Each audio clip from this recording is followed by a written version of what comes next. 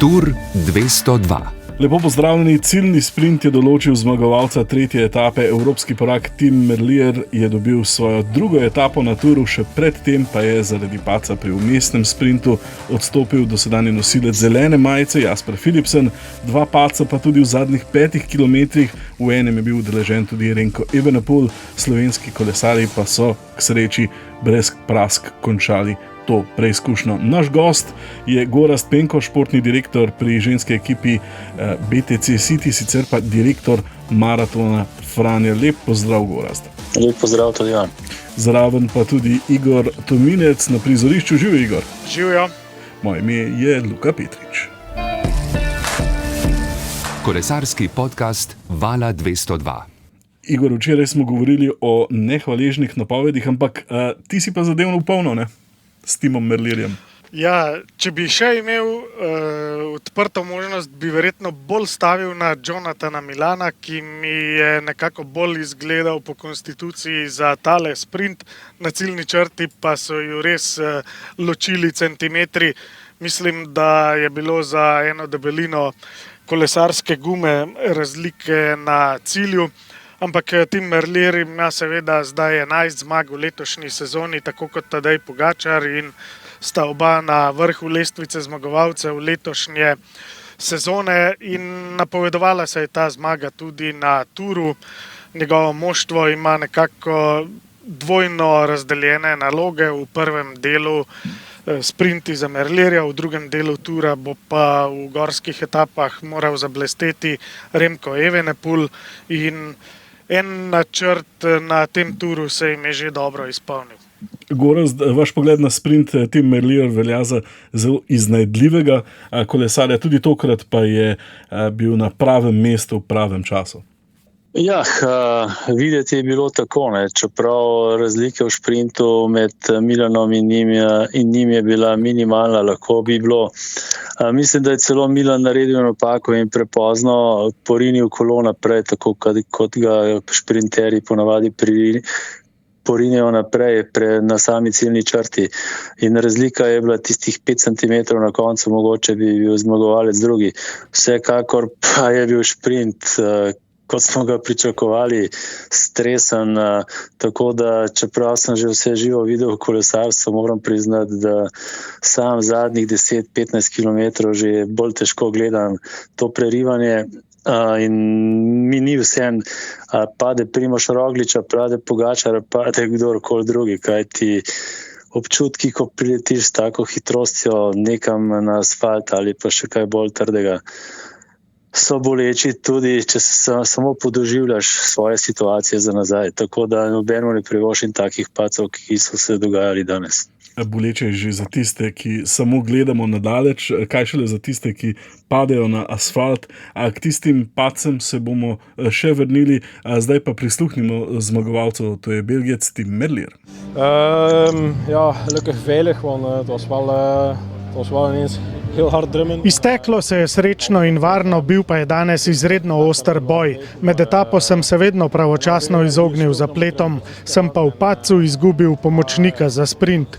Vložil sem veliko energije, da sem se vrnil v ospredje, a sem bil samozavesten. Ko sem prišel v pravi položaj, sem šel z zaupanjem proti cilju. Igor, njegova 11. zmaga v tej sezoni, ko se je izoblikoval oziroma še utrdil v vlogi enega najboljših sprinterjev na svetu, ne? Ja, tole je dokazal, da je včasih treba zmagati tudi takrat, ko zadeve niso idealne v dirki, in danes mu je pač primerilo to, da se je moral prebijati iz ozadja in nekako brez svojih klasičnih moštvenih pomočnikov.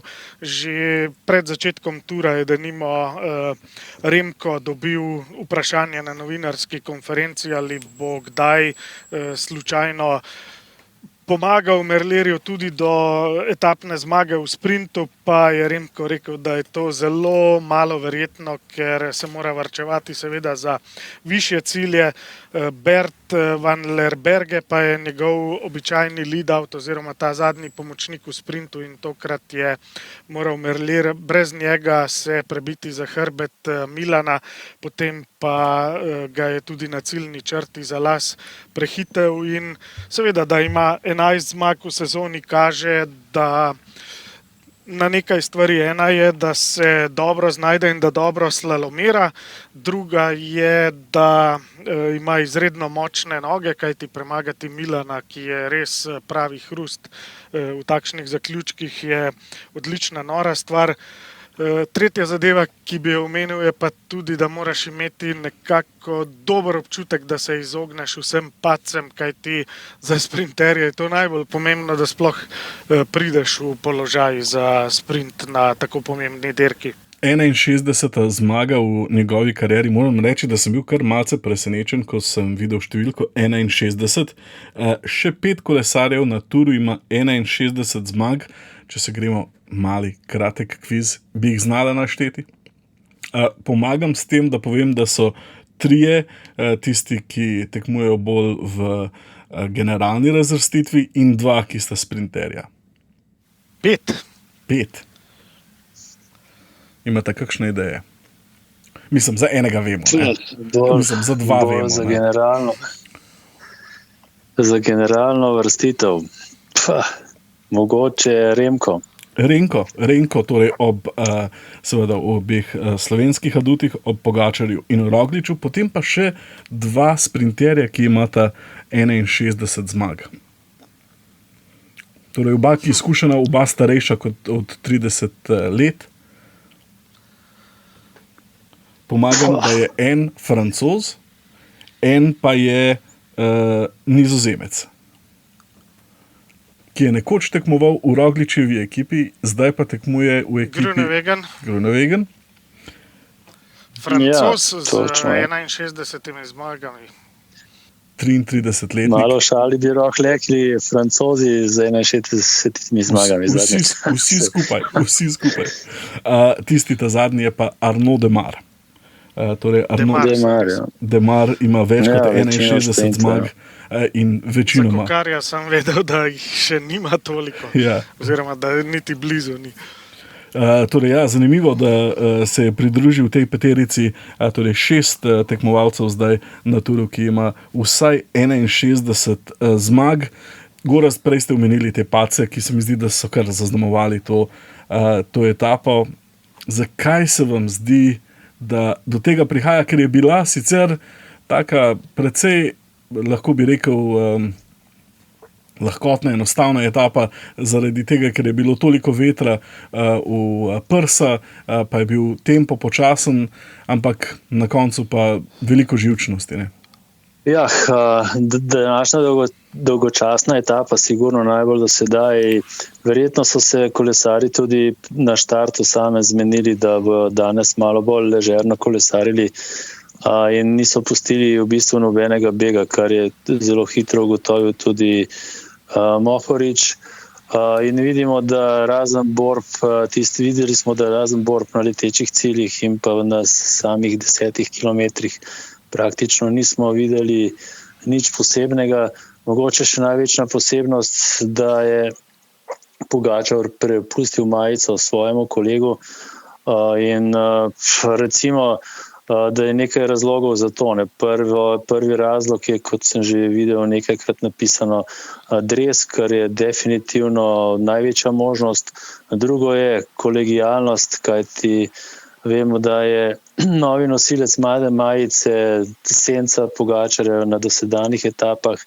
Tretje pa tudi nepojavnost dresa svetovnega prvaka, kajti saj v ženskem kolesarstvu je bilo tako, da tista, ki je bila recimo iz SD Worksa svetovna prvakinja, naslednje leto ni smela voditi v svetovnem pokalu in da je vozila dres liderja svetovnega pokala. To se pravi, da ima vidnost dresa svetovnega prvaka še posebno težo. Ne. V televizijskem prenosu so Sedaj razmišljali tudi o tem, da je kakovost dresa tudi pomembna. Torej, da ni želel imeti pikčaste majice, kjer je opremljevalec uradni od organizatorja, pač pa je želel imeti svojega opremljevalca, torej uradnega od ekipe UAE. Ja, res je, vendar z dresi nekako tako, ne. Santini, ki je sponzor, mislim, da je Santini sponzor dresov nosilcev majic, ne. Vprašanje niti sigurno ne, ni to slab proizvajalec. Vprašanje pa je, če res naredi dres iz materialov top, kot jih naredijo nekatera druga podjetja, ki se ukvarjamo samo s tem, ne. In dres sigurno pomeni veliko in mislim, da je bil to mogoče celo glavni razlog pred tisto kolegijalnostjo Tadeja Pogačarja in do Tima Wellnessa in pa seveda pojavnost dresa, ne. Kajti dres iz vrhunskih materialov danes stane približno 3000 evrov, kar si ga recimo UAE lahko privoši ali pa še nekatere druge ekipe. Tudi verjetno manjše, če bi imeli v ekipi tekmovalca, ki je sposoben zmagati kronometer, bi jasno tudi odšteli ta denar za tak dres. In zelo verjetno je bil to glavni razlog, da se Tadej odloči, da preda majico, oziroma so v ekipi naštudirali to že pred samim štartom. Zanimivo pa je, da so to sprejeli, ostali so tekmovalci v bistvu brez kakršnihkoli ugovorov. Brez pripomb, kar nakazuje na to, da recimo ima Tadej zelo veliko spoštovanja in pa avtoriteto v sami glavnini. Ja, enako mislim, da mu veliko več pomeni nositi dres svetovnega prvaka od teh samih, kako bi rekel, pribitkih, če si v nekoliko slabšem dresu, v bistvu ne vem toliko kot Gorazd, ampak Wellens je prav zanimivo takrat, ko je na edinem kategoriziranem vzponu danes šel v beg, prav pogledal po glavnini, da gre naprej, če bo šel še kdo zraven oziroma ali me bo kdo kaj lovil. Verjetno jim je tudi povedal, da jih namerava potem počakati, ker se je v nekem trenutku že ustvaril več kot minuto in pol prednosti, kar že ni spet tako zanemarljivo, ko je do konca recimo še dobrih 20 kilometrov. Kakorkoli že, pa se mi zdi, da so na koncu vsi veseli. Wellens je veliko bolj zadovoljen, da je v pikčasti majici kot Tadej. Tadej pa bo spet imel to mavrično v naslednjih etapah, najbolj pa bo pomembno na kronometru. Kakšno pa je pravilo, če imata dva enako število točk v točkovanju ali pa za pikčasto majico, kdo dobi potem majico? Ker zdaj, če sem prav videl, imata oba 3 točke, ne? Zakaj ima Wellens majico? Zakaj ne Pogačar? Zato, ker je zmagal zadnji gorski cilj, ne? Tisti, ki zmaga zadnji sprint, zadnji gorski cilj. Tako je. Drugače je pa tako ponavadi na dirkah tisti, ki zmaga gorski cilj najvišje kategorije, tisti obleče gorsko majico. Je pa to odvisno tudi od pravil, ki so lahko različna na vsaki dirki. Na vsaki dirki. Super. Jaz mislim, da ima majico zato, ker je včeraj dobil en cilj 3. kategorije. Vsi ostali pa mislim, da so bolj ali manj bili 4. kategorije, da je zaradi tega in so lahko že prej preračunali. Skratka, vedeli so, da bo majico potem njegova. Se je res tisti cilj dobil, ko sta šla ob Jonasu, torej je dobil Pogačar 1 točko, Wellens pa 2 točki in tako tudi preprečilo Jonasu Vingegorju, da je dobil točke za pikčasto majico. Prisluhnimo pa zdaj, gremo v tabor ekipe UAE, športni direktor je Andrej Hauptmann. Andrej, po taki etapi ste verjetno predvsem veseli, da ste celi in v enem kosu prišli skozi ciljno črto. Ja, res je. Hektično, tako kot smo napovedovali, sicer je bilo do zadnjih 5 km res danes bolj mirno, kot smo pričakovali. Ampak ponovadi zmer v takih šprintih, ko je veter v prsa, so tisti v zavetrju vsi močni in veliko krat pride do takih pacov. Smo veseli, da smo prišli v cilj brez paca in gremo naprej. Ste morda tudi taktično nekoliko poslali tima v napad na tiste točke za gorski vzpon, da morda vendarle Tadeju nekoliko skrajšate ta čas, da pride nazaj na avtobus, hkrati pa pikčasta majica ostane v vaši ekipi? Ja, predvsem zato, ker je to tudi za tima ena skozi eden tistih, ki se prvi žrtvuje za ekipo, tako da je nekaj lepega, da lahko en dan nos majico pikčasto in je lepo videti in smo zadovoljni. Jutri nova razgibana etapa, pričakujete tudi kaj akcije s kolesarji, ki se bodo borili za skupni seštevek? Ja, jutri bo verjetno podobna etapa, kot je bila včerajšnja. Seveda pa dirko naredijo težko, kolesarji ne toliko profil, tako da bomo čisto videli, kako se bo v finalu vse skupaj odvijalo. Če gremo še k ostalim ekipam slovenskih kolesarjev, Željko Alula tokrat ni uspel pripraviti dobrega položaja za Dylana Groenewegna v ciljnem sprintu. Pri ekipi Primoža Rogliča pa ravno na začetku te tampon cone, torej 4 km pred ciljem, v zadnjih 5 km pa se vsi padci prečrtajo in ne štejo za skupni seštevek, je padel njegov moštveni kolega, tako je pa Primož Roglič doživel današnjo etapo. Ja, v bistvu je bilo, mislim, predvsem pol zadnji del, ker je bil res močen veter v glavo spredaj. Ampak ja, vsaka etapa šteje, tako da upam, da ja, sta naša dva fanta, kar se da dobro. Ja. Primož, z mislijo naprej, jutrišnja etapa je spet ena izmed teh zahtevnejših, nekako, ko ne morete predvideti, kaj bo, in potem kronometer 2 pomembna dneva. Je prav prišel ta dan? Ja, mislim, to sigurno, ampak ne razmišljam prav veliko o jutri, ker ja, prvo bi rad videl, kak so fantje, s katerimi smo skupaj. Upam, da čim boljše in ja, jutri definitivno ponovno zelo zahteven dan pred nami. Lepo je bilo tudi videti Primoža Rogliča, ki je odšel k Remku Evenepoelu, tudi eden tistih, ki je bil udeležen v padcu, torej 4 km pred ciljem in preveril, če je z njim vse v najlepšem redu. Gorazd, vaš pogled na dirkanje Primoža Rogliča v uvodnih 3 etapah?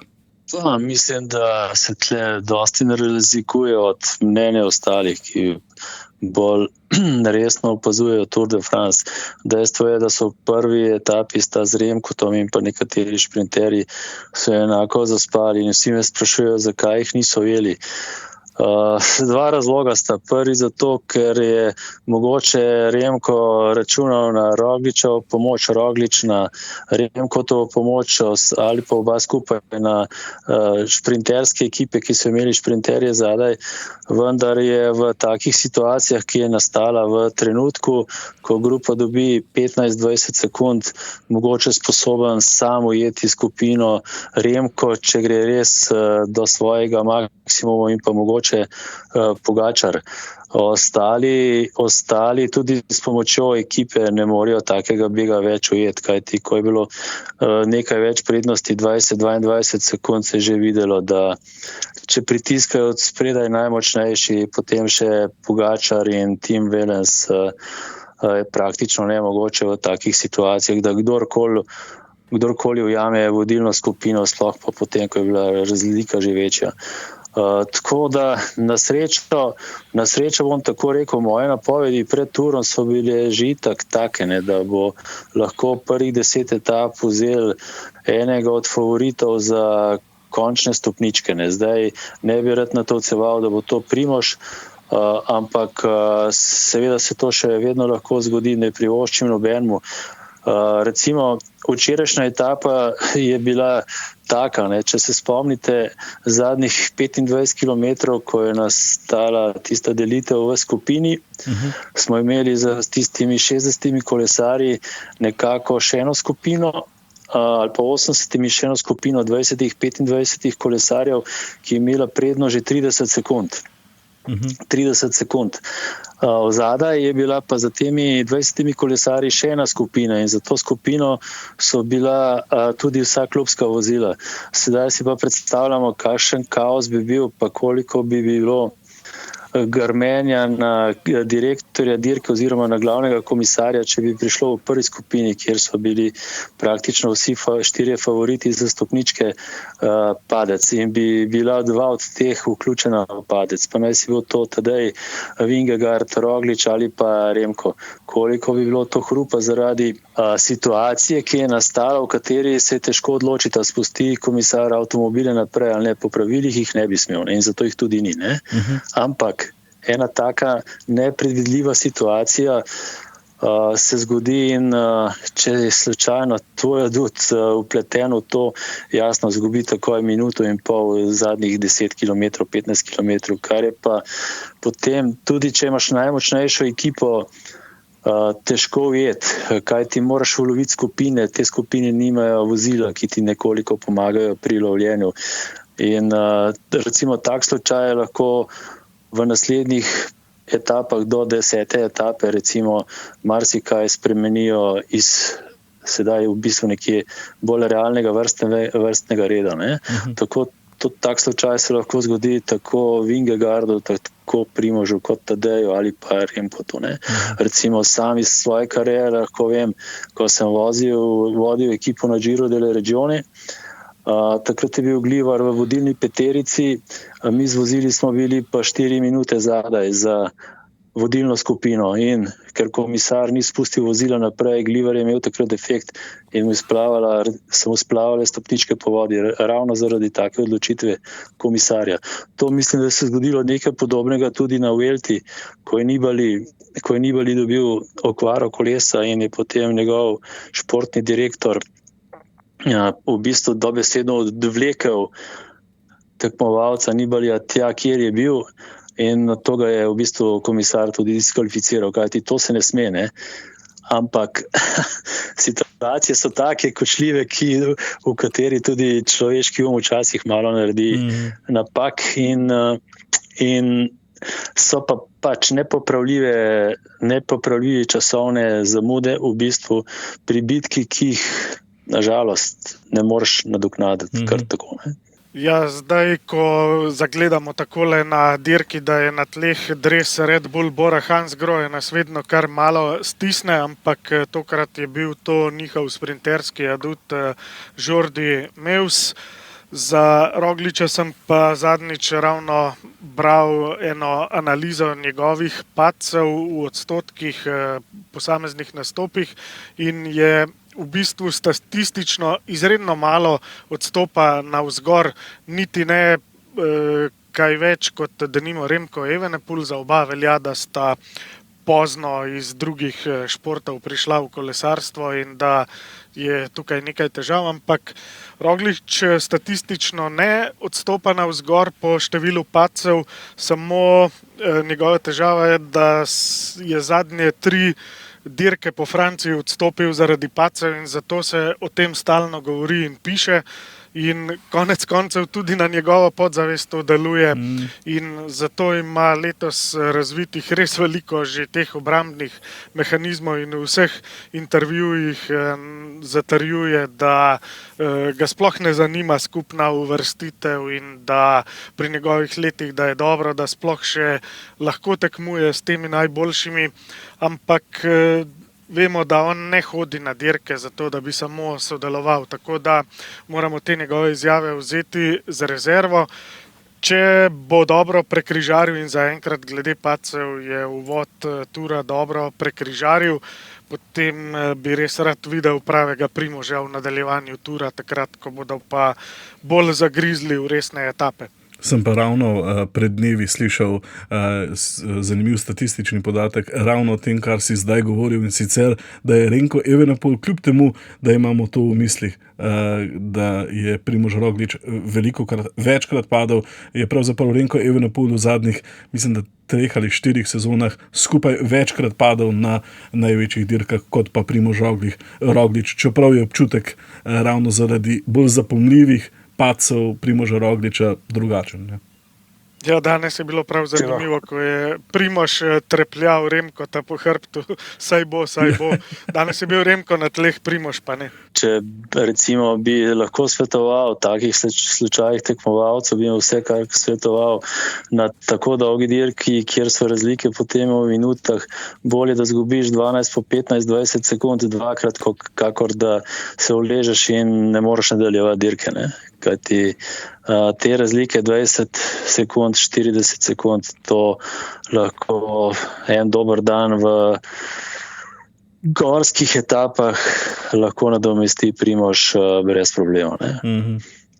Eden tistih, ki pa je na koncu imel kar ključen padec oziroma zelo dokončnega, pa je Jasper Philipsen, tokrat v zeleni majici, tudi dobitnik zelene majice pred 2 letoma na Touru in tudi zmagovalec prve etape.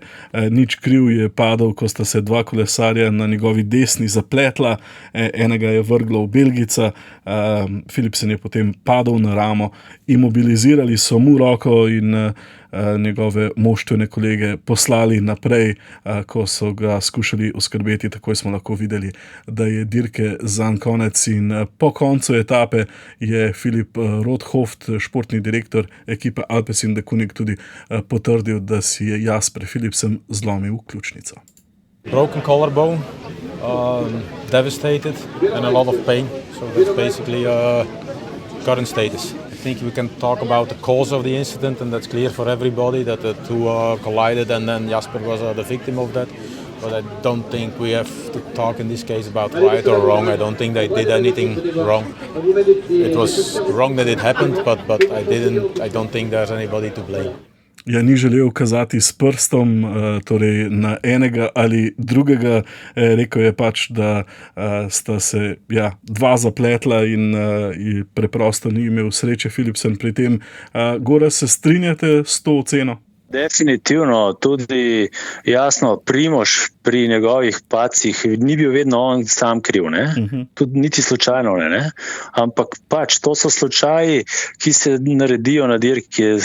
Seveda Philipsen, ki se znajde v šprintih, je glede tega pač vrhunski v tehniki, ampak ko se zgodi slučaj, ko ti pade direktno pred nosom tekmovalec, ne moreš nič narediti. Ne. Recimo, to se je tudi meni osebno zgodilo, pač ko sem bil še tekmovalec ali pa kot trener, sva bila 2 na treningu, pa je padel on pred mano, jaz čez njega, ne. In to nimaš kaj.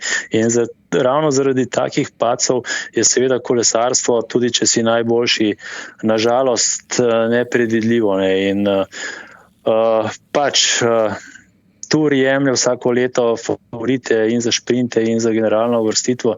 Za uvrstitve upajmo, da jasno bo tega čim manj. Ne. In kajti, kot sem že omenil, težko je gledati tekmovalca, ki pri takih hitrosti pade, in bolečine se težko izmerijo s katerim koli inštrumentom. Res. Ker na drugi strani ne boli le telo, ampak v naslednjih dneh bo predvsem bolelo kaj drugega, ker se bo Jasper Philipsen pač zavedal, da je Tura zanj konec enega glavnih ciljev v njegovi sezoni. Igor? Predlog za UCI, da uvede na sprinterskih etapah obvezne kombinezone, kot so pri motociklistih v svetovnem prvenstvu. Z airbagi. Tako da, če kdo zdrsne, da samo zdrsne z asfalta in gremo naprej. Ja, to bi bilo super, ampak mislim, da ne bi bili potem kolesari tako aerodinamični. Ne vem, če se bi vsi... Mislim, da moj predlog ne bi šel. Ne bi šel. Bi že kolesari dali veto. Govoril pa je o padcu in predvsem o tem, kaj pomeni to za ekipo Alpecin Deceuninck. Groves, torej avstralski sprinter, tokrat v vlogi pomočnika Jasperja Philipsena, takole je razmišljal po odstopu svojega moštvenega kolega. Pretty like an emotional moment for us because we came here for him also, and obviously the goal to win stage 1 in the yellow was achieved, but then once he would lose yellow, we would chase the green jersey for him to try and win his second points class. Ja, Caden Groves je povedal, da so kar čustveno vse skupaj doživljali, da so najprej dosegli svoj cilj z etapno zmago in z rumeno majico po prvi etapi, velik cilj pa je zdaj bil še v zaključku tura, torej v preostalih 18 etapah, da pride Jasper znova do zelene majice, zato mu je seveda zelo žal, da do tega ne bo prišlo. Še v en tabor pa moramo oditi, in sicer v tabor Bahrain Victorious, za katerega vozi Matej Mohorič. Matej, ravninska etapa brez padcev ni šlo ne med samo dirko, ne v samem zaključku. Kako ste vi doživeli vse skupaj danes? Ja, nekako tako, kot smo si predstavljali pred začetkom, tale kontraveter je malo neugoden, ker potem se cesta hitro zapolni s tistimi ekipami, ki žrtvujejo kolesarje, da smo potem lahko v odspredju, in to se tudi zgodilo zadnjih 70-80 km je bila cesta povsem zabita in se ni dal več premakniti v pelotonu. Jaz sem bil tisti, ki sem bil v naši ekipi skupaj s Kamilom zadolžen za tisti prvi del, čeprav sem potem zdržal vse do 3 km do cilja, kar kaže na to, da dejansko se ne da premakniti nikamor, in mogoče na televiziji izgleda, da se peljemo počasi, ampak v resnici tisti, ki od spredju lečejo kar v dosti visokem ritmu, občasno, ne ves čas, ampak res je kar dobra vaja za potrpežljivost in za glavo, za mozek. Na začetku ste tudi poskusili iti v beg, ste mislili, da bo morda beg uspel, kaj vam je takrat rojilo po glavi, na koncu ste se kar hitro vrnili nazaj v glavnino? Ne, sam tisti kolesar Plakart iz Alpecina je, ne vem, mislim, da je zares napadel od štarta, pa sem mu po radiju rekel, da to ni najboljša ideja. Jaz nisem imel nikoli namena, da bi narekoval ritem ali pa kaj podobnega, ampak če se zgodi zmešnjava, je vedno bolj biti en korak spredi, kot en korak zadnji. Na koncu 3. mesta Fila, verjamem, da boste poskusili tudi priti še kakšno stopničko višje, tudi do etapne zmage, pa vendarle zadovoljni na koncu po tem dnevu, da ste vsaj varno v cilju in s 3. mestom Fila? 3. mesto je vrhunski rezultat za njega, že kar nekajkrat je bil na stopničkah in ni vrag, da se mu ne bo enkrat pa res poklopil, pa da uspe zmagati na eni izmed etap, in dokler bomo živi, bomo poskušali. Mojca Breskvar se je pogovarjala z Matejem Mohoričem, ki je govoril o Philu Bauhausu, torej sprinterju ekipe Bahrain Victorious, v ekipi ob tebi, Igor, in Mojci, radijski ekipi, torej Vala 202 na prizorišču, tudi Miha Trošt. V prvi etapi je Luka Mezgec govoril o tem, da so v ekipi naredili kar konkretno izvidnico zaključka etape. Mislim, da je govoril, da so odšli 30 km pregledati zaključka etape. Poslušalka Mihela sprašuje, ali si veterani vzamejo enako časa za pripravo na traso kot tisti, ki so prvič na teh poteh. Gorazd, bi znali na to odgovoriti? Definitivno je danes video analiza v vseh ekipah zadnjih 3 km ali pa še več do potankosti na vsakem sestanku pred štartom. In tukaj nekih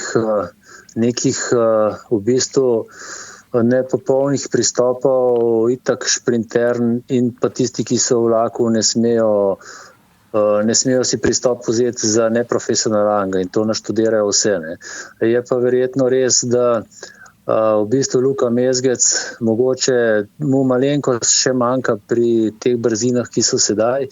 Po drugi strani me pa čudi, recimo glede na to, da njegov glavni šprinter Groenewegen izgleda kar strašljivo, da ni toliko agresiven, da si ne poskusi sam izbrati pozicijo za kakim šprinterskim vlakom, tako kot je bil nekoč potem znan McEwen, ki je bil praktično s komolci pripravil si svojo pozicijo in zmagal kar nekaj etap na velikih dirkah. To me jasno čudi, seveda pa je za Bauhausa verjetno to kar lep uspeh vseeno če govorimo o Bahrajnu. Groenewegen pa ne vem, nekaj mu očitno manjka, ali malo poguma, ali pa malo, bi rekel, tiste, kako bi rekel, neke dopustne šprinterske nesramnosti. Ne? Zanimivo bo videti, kako bo ekipa Jacka Ellula, torej z Elmarjem Reindersom in predvsem seveda z Lukom Mesgecem na čelu sprinterskega vlaka delovala še naprej z glavnim adutom Nizozemcem Dylanom Groenewegnom. Hvala za vaše vprašanje. Majica Tura 202 je danes vaša. Čestitke, veseli smo vaših sporočil. Še naprej jih lahko meni ali pa Igorju pošiljate vprašanja, mnenja, komentarje, kar na elektronsko pošto najlažje, lahko tudi prek Twitterja. Elektronska pošta pa je igor.tominec@rtv.slo.si ali pa luka.petrič oziroma Petric, če jo ni v naslovih za elektronsko pošto, @rtv.slo.si. Slišimo v zadju. Mogoče Luka tule, da bi Gorazd nam še nekoliko bolj pojasnil, ker vemo, da danes je tehnologija razvita do vrhunca in vemo, da imajo športni direktorji posebne aplikacije, s katerimi dobesedno lahko vnaprej preštudirajo vsak meter trase. Poleg tega imajo še aplikacijo za smeri vetra na vsakem odseku in pa še tako imenovano izvidnico na trasi nekaj kilometrov prej, tako da dobesedno je res vse preštudirano do potankosti. Ja, res je, to je že kar nekaj let. Je to v programu vseh največjih ekip, jasno vseh na Touru, pa še nekaterih manjših. Potem recimo letos je to privoščila tudi Kolesarska zveza Slovenije, kar mislim, da je popolnoma pravilno. Tekmovalci danes v bistvu dobijo lahko toliko informacij, kolikor jih hočejo. Radio Tour poroča stalno v prednosti. V bistvu jim sploh ni treba nič misliti. V bistvu morajo samo upoštevati navodila z avta, kar po nekaterih mnenjih tudi ubija čar kolesarstva. In ne zmaguje glava kolesarjev toliko, vendar športni direktorji, ki imajo kolesarje kot imamo miško na računalniškem ekranu. Res je, tam dobiš podatke, kje si na trasi, na katerem kilometru, čez koliko kilometrov bo začetek vzpona, iz katere strani bo pihal veter, jasna izvidnica v predskupino ti javi, smo na 60 kilometru, slaba cesta, potem je mogoče dež, ki se ga 30 kilometrov prej ne vidi. Te informacije tekmovalci danes vse dobijo, mogoče še celo preveč. Recimo sam osebno nisem nikoli povedal, ko je naznanil organizator, da je pač zahteven spust ali kaj takega, kaj ti s tem povzročiš pravo paniko in si recimo od ekipe lahko dosežeš ravno nasprotni učinek. Ker so že prej vsi tekmovalci ali pa tekmovalke v paniki. In poleg tega pa danes ne obstaja samo to. Tiste najmočnejše ekipe, mislim, da si s pomočjo umetne inteligence pomagajo še na marsikateri način. Verjetno tudi analizirajo že so tekmovalce s pomočjo umetne inteligence. Slišal sem, da na podlagi izraza na obrazih, kar je že močno. Kako utrujeni so. Mislim, da je treba to preveriti. Vsekakor pa jasno, to je danes denar, ki recimo nekatere ekipe ga nimajo za delovanje, enega pa toliko namenjajo za razvoj. In seveda prisotnost na ekranih popularnost zmage, to delajo potem največjim ekipam še dodaten denar in recimo ravno danes je že šla ven novica, da bo Decathlon naslednje leto imel proračun 40 milijonov. Ne? O teh visokih številkah smo pred recimo 3-4 leti govorili pri UAE ali pri Ineosu, ne? Pa pri Vizmi. Ne? Si predstavljamo lahko, kakšen neomejen budžet ima potem recimo lahko najmočnejša ekipa na svetu danes. Ne? Je pa res, da tehnologija, v bistvu tehnološko najbolj napredna ekipa je pa definitivno ekipa Vizme, ne? In seveda se pa UAE krepko bliža njim in mislim, da razlike več niso velike. Recimo, če samo pogledate, že prvo etapo sem opazil in sem poslal SMS Hautmanu, če je opazil, kakšna očala s čelado ima Jonas, ne? Vsi ostali ekipi imajo manjša očala.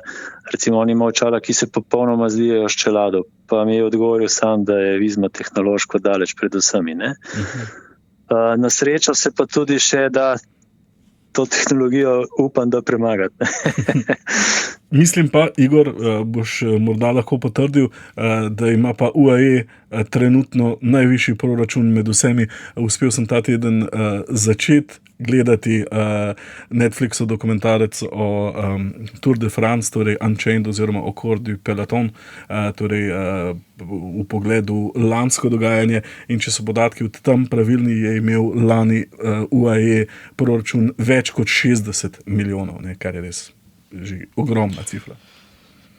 Ja, tudi jaz sem bral te podatke, težko bi jih pa potrdil, ker mi ne pokažejo svojega bančnega računa, ampak vidim potem, kako imajo vse razvito do potankosti tudi v njihovem moštvu, pa kakšne imajo namestitve na posameznih dirkah, potem bi rekel, da res operirajo z velikim proračunom, ker vemo, da organizator zagotovi samo nek najnižji ali pa povprečni standard namestitve, medtem ko tista finančno močnejša moštva si seveda lahko privoščijo, da stanujejo potem v nekoliko dražjih resortih. Preden se posvetimo jutrišnji etapi, pa še k stalnici podcastov Tour 202 med letošnjo kolesarsko dirko, in sicer k reportaži tokrat v Dunkerku. Dunkerk je najbolj znan po zgodovini druge svetovne vojne, predvsem po operaciji Dinamo. Reportažo o tem najdete na spletni strani Vala 202, danes pa izvemo še druge mestne zanimivosti. Ena je gotovo tudi ta, da ko je tam zadnjič potekala dirka po Franciji leta 2022, so bili vsi navdušeni, da se bodo posnetki mesta videli po svetu. Toda, ker je bil takrat tam začetek dirke, se to ni zgodilo in zato na to priložnost mesto stavi letos, ko bo v Dunkerku cilj etape. Kaj vse se je lahko videlo iz zraka po televiziji, zdaj v radijski reportaži Veronike Gnezda.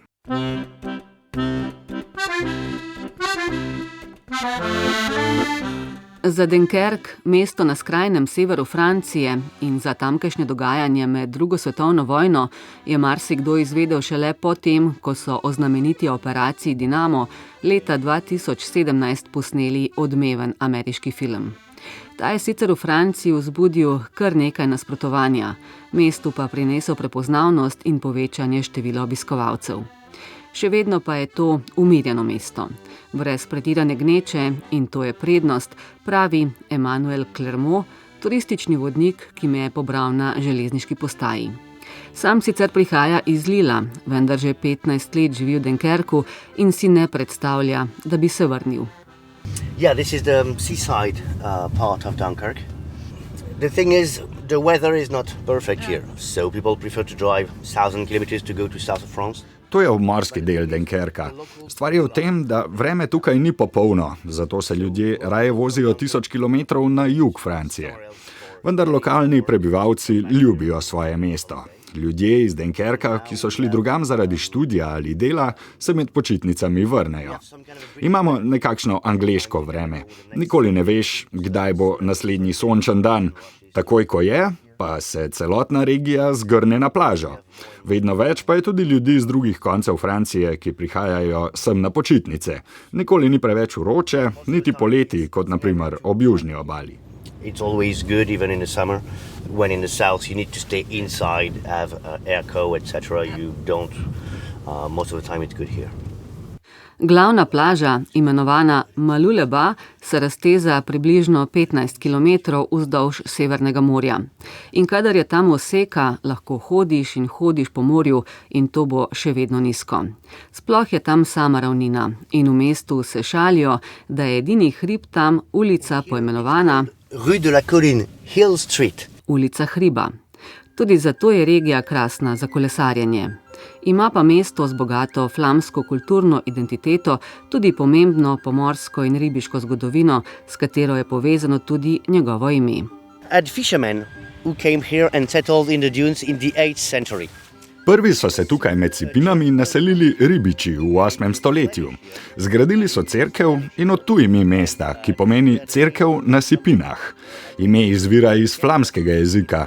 Dun je Sipina, Kerk pa cerkev. And Dunkerque in Flemish became Dunkirk in French. Zaradi lege mesta nasproti Anglije do Belgije se vidi, in tudi Nizozemska je blizu, je bil Dunkerk v zgodovini strateško zelo pomembno mesto, ki pa je bilo tudi predmet ozemeljskih sporov med Španijo, Anglijo, Nizozemsko in Francijo. There's even one day in 1658, we call it the crazy day. V letu 1658 smo imeli dan, ki ga imenujemo kar nori dan. Takrat je bil Dunkerk zjutraj španski, opoldne francoski in zvečer angleški. Francozi so napadli mesto in ga vzeli Špancem, sklenili dogovor z Angleži in mesto še isti dan predali Angliji. 4 leta pozneje, leta 1662, pa je angleški kralj potreboval denar, zato je Dunkerk prodal francoskemu kralju. Tako je mesto francosko od leta 1662. So we are French in 1662. Kralj Ludvik XIV., znan kot sončni kralj, je imel za mesto tudi sicer pomembno vojaško, politično in gospodarsko vlogo, saj je svojo politiko močno zaznamoval njegov razvoj v 17. stoletju. Prav pod njegovo oblastjo je Dunkerk postal gnezdo korzarjev. Najbolj znan med njimi je bil Jean Bart, ki tam velja za lokalnega junaka. Po njem se imenuje trg, na katerem stoji njegov kip, ki je bil ob bombardiranju in uničenju mesta med drugo svetovno vojno poleg zvonika edina stvar, ki je v mestu ostala cela. Because our local hero Jean Bart, I don't know if you read about him. The pirate? Yes, well, a privateer like a pirate. No, Jean Bart ni bil pravi pirat, ampak legalni zasebnik oziroma korzar. Ti so imeli dovoljenje kralja za napadanje sovražnih ladij. Ko pa je bil mir in jim kralj ni dal povelja za plenjenje, in torej niso imeli službe, pa so bili tudi pirati. Jean Bart je bil rojen leta 1650 v družini korzarjev in pri 12 letih je začel delati na ladji. Ko je bil star 25 let, je že bil kapitan kraljeve lokalne mornarice. To je njegov kip. Kot je znano, je bil Dunkerk po drugi svetovni vojni popolnoma uničen. Edini 2 stvari, ki sta ostali, sta bili ta kip in pa zvonik svetega Elija. Razlog, da je kip preživel vsa bombardiranja, marsikdo pripisuje temu, da Jean Bart s svojim mečem kaže proti Angliji. To naj bi bil dober simbol za Nemce, ki so hoteli vdreti v Anglijo. Nekdo mi je celo dejal, da je bil neposreden ukaz Hitlerja, da se kip reši. Lepa zgodba, ampak prvič, Anglija ni tam, kamor kaže, po drugi strani pa, kot sem vam povedal prej, povprečni Francozi nimajo pojma, kdo je bil ta mož, zato dvomim, da so zanj vedeli Nemci. Je pa res, da je za domačine zelo pomemben in Dunkerk se še vedno imenuje mesto Jeana Barta, meščani pa otroci Jeana Barta. Because people here think it is so important. We still call Dunkirk city of Jean Bart, the children of Jean Bart, but they have no idea that it's not that famous outside of Dunkirk. Pokopan je bil v mestni cerkvi, kot mnogi drugi bogati ljudje, ki so za to plačali. Kot pravi Emmanuel Clermont, so ob obnovi cerkve njegovo okostje prepoznali po velikosti. Bil je skoraj dvometrski mož, kar takrat ni bilo običajno. They recognized him because he was very tall. He was almost 2 meters high when the average must be 160, 170 at that time. Tudi omenjena cerkev je bila močno poškodovana med nemškim bombardiranjem. Ostal pa je 58 metrov visok stolp, zvonik iz 15. stoletja, ki je bil zgrajen kot del cerkve, vendar vseeno ločen od stavbe, kar je značilno za številne flamske zvonike.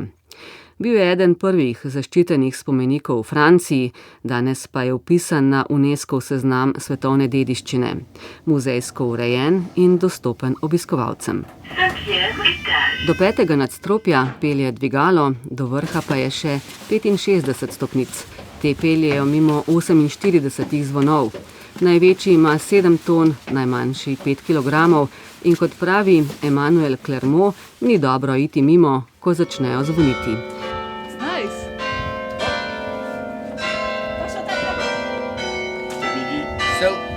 You don't want to be down there when it rings, really. Z vrha zvonika je krasen razgled na Severno morje in gospodarsko srce Dunkerka, pristanišče, ki je tretje največje v Franciji. Njegovo zgodbo od 17. stoletja do danes pripoveduje Pomorski muzej in prav tja sva se odpravila z Emanuelom, ki je pred 10 leti v muzeju tudi delal. This is where we had a shipyard. They would build ships in Dunkirk. It closed in 1987. During 100 years, 400 ships were built here. Tukaj je bila nekoč ladjedelnica, kjer so gradili ladje, zdaj ladij ne gradijo več, še vedno pa tu plovila popravljajo. V 100 letih so zgradili 400 ladij, v 30 letih 20. stoletja so bili v Dunkerku narejeni celo največji tankerji na svetu.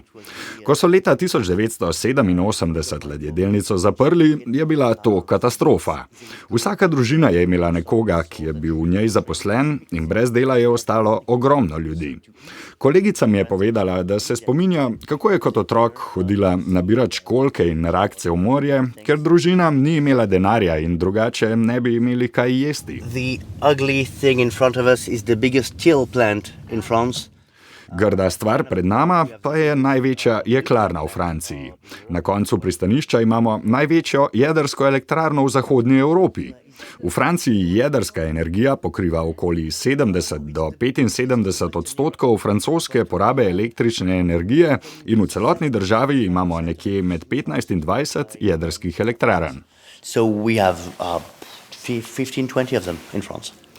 Še vedno to ni tako veliko pristanišče kot na primer Rotterdam, kjer imajo v 3 tednih toliko prometa kot v Dunkerku v enem letu. Vendar postaja vedno večje, je pa tam največji terminal za sadje v Franciji. So every banana you hit in France go through the port of Dunkirk. Mangoes as well. Vsaka banana, ki jo pojeste v Franciji, gre skozi tukajšnje pristanišče, prav tako mango. Tukaj so ogromna hladilna skladišča za sadje. Imamo pa tudi manjše tovarne za predelavo in konzerviranje rib. V muzeju je prikazan predvsem razvoj trgovine in industrije, pa tudi propad tradicionalnega ribištva. V Dunkerku je bilo še pred 100 leti več kot 20 000 ribičev. Zdaj imajo le približno 10 ribiških bark. And here we talked about these men sailing to Iceland fishing. Tukajšnji ribiči so pluli na ribolov vse do Islandije. Rib niso lovili z mrežami, ampak z ribiško vrvico, eno ribo po eno. Njihova plača pa je bila odvisna od števila rib, koliko so jih nalovili. Vsaki so odrezali jeziček in na koncu je šef preštel, koliko jezičkov ima vsak ribič posebej. Zato so raje lovili manjše ribe. Bilo je manj naporno, plača pa je bila enaka, kot če bi lovili velike. Ribe so potem shranili v velike sode, polne soli, kakršni so ti tukaj.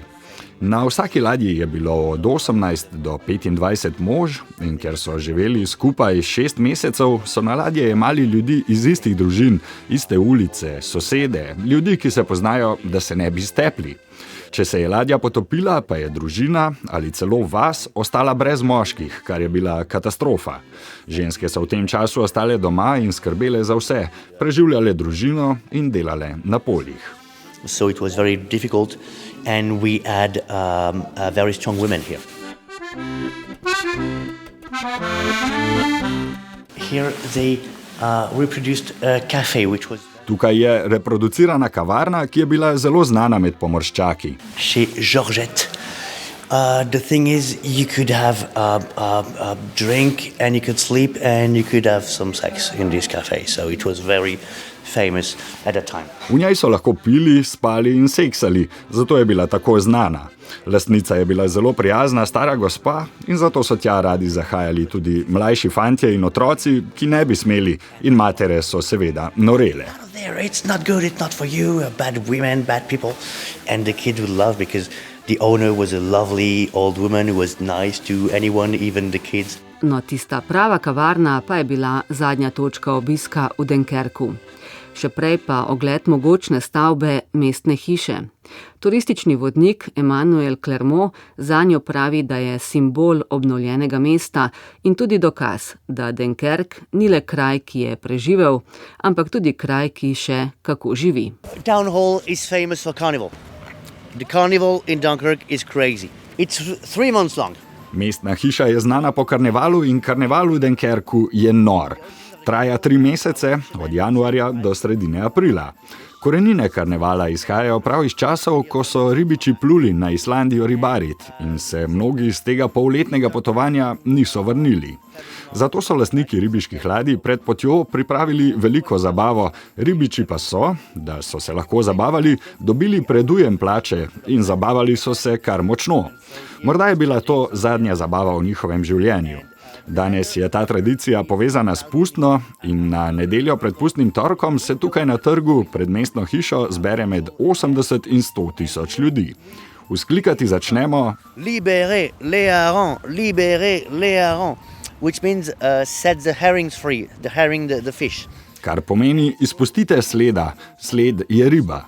Med množico začnejo z balkona, kjer je župan, metati slane ribe. Zdaj so v plastičnih vrečkah, nekoč pa niso bile.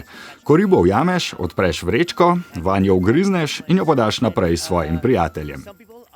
Ljudje običajno takrat nosijo pisane lasulje, perje in veliko ličil. So pa zelo priporočljivi močni in dobro zavezani čevlji. Prijatelj je šel nazaj v Lille na vlak z enim čevljem in eno nogavico, ker je drugega izgubil tukaj. Je pa zanimivo, kako nekateri postanejo med karnevalom najboljši prijatelji. Vsi se kličemo teta ali stric, ne uporabljamo vikanja in imen in ne govorimo o službi. Lahko si direktor podjetja ali brezposelen, mlad ali star, ni pomembno. Ko pa se srečajo pozneje na ulici, se običajno ne prepoznajo. Res je noro in zabavno. Imamo tudi 2,5 dodatna dneva dopusta med januarjem in marcem. Ko sem vprašal sodelavce, zakaj, so mi rekli, ker delodajalci raje vidijo, da si vzameš dopust, kot pa da ne prideš v službo ali pa prideš pijan še od prejšnjega dni. And I asked my colleagues, well, why is that? And they told me because your employer prefer you to take a day off rather than not showing up or coming still drunk from the day before. Kolesarski podcast Vala 202. Četrta etapa, verjetno sprinterji ne bodo dobili nove priložnosti, kajti gre za eno takšno spomladansko klasiko znova na dirki po Franciji, več kot 1600 višinskih metrov, največ pa jih je v zaključku etape v zadnjih 30 kilometrih, 4 kategorizirani vzponi, idealno za pobeg, Igor. To bo v bistvu nekakšna kopija druge etape in mislim, da so to tudi dobro načrtovali. Število sprinterskih etap se v zadnjih letih zmanjšuje, včasih je bilo ravninskih etap 8-9, letos so 4, morda 5, če bi jih tako klasificirali. Ostale sprinterske pa so zdaj spremenili v nekakšne te klasike, ja, in imamo spet v zaključku zelo podoben profil, kot je bilo v drugi etapi, nekaj četrtokategornih vzponov, pa nekaj tretjekategornih in nekaj kilometrov pred ciljem, 6 kilometrov pred ciljem je denimo kratek vzpon, kjer je kar 15% naklon.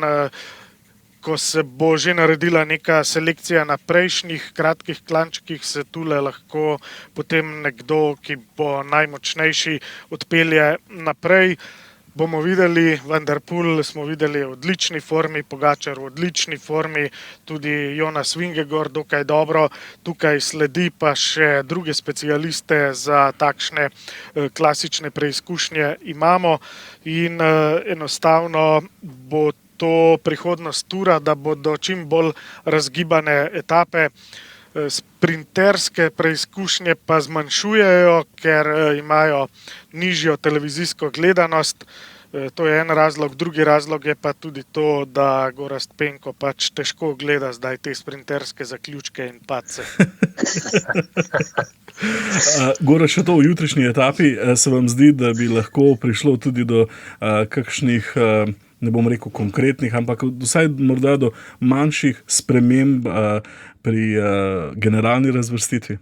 Lahko to pride na vsaki kolesarski etapi, na večdnevni dirki do sprememb. Kaj pa kako? Mislim, da bojo na koncu, kot sem razbral iz programa Van der Poela, da je ta etapa že na njegovem programu bila pred Turom. Ne? In mislim, da bojo glavni igralci, ki so bili tudi včeraj na potezi, tudi jutri za zanimivost. Je samo vprašanje, koliko bodo hoteli biti aktivni, oziroma največ odvisno od našega Tadeja. Kajti že včeraj je bilo vsaj videno, po meni je bilo videno, če bi Tadej na sredini vzpona pospešil še enkrat, pa potem proti vrhu še enkrat, bi verjetno bil Van der Poel dokaj na koncu pri močeh. Ne? Tako je nekako, ne vem, mogoče celo modro kolesaril naprej in poskušal se narediti v šprintu. Nasplošno se mi zdi, da je Tadej začetek letošnjega Tura odpeljal izredno inteligentno, nekje na način prejšnjega Jonasa. Jonas je pa ravno obratno, ne? Da je kar velikokrat se našel v spredju, začel diktirati tempo, mogoče zato, ker je hotel nekako presenetiti Pogačarja, vendar vemo, da Pogačar je izreden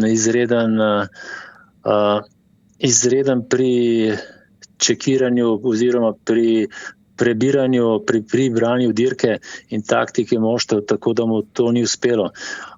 Je izredno zahteven zaključek, tudi zelo dokaj dolga etapa, mislim, da je preko 2000 višinskih metrov, ki jih na koncu seveda po 160 km že kar krepko čutiš v nogah, te vzpone in pač odvisno od glavnih akterjev.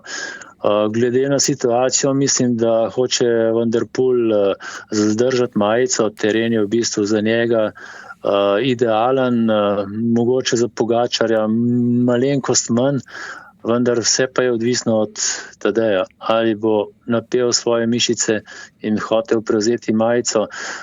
Glede na vse izkušnje bi recimo raje pripustil majico še naprej Van der Poelu in Tadej naj počaka raje na konkretne zmage v gorskih etapah. V 2. in 3. tednu se pa veselimo nove etape na Turu in novega poglavja tega rivalstva med Jonasom in Tadejem, ki je letos precej drugačno od tistega, kot smo vajeni.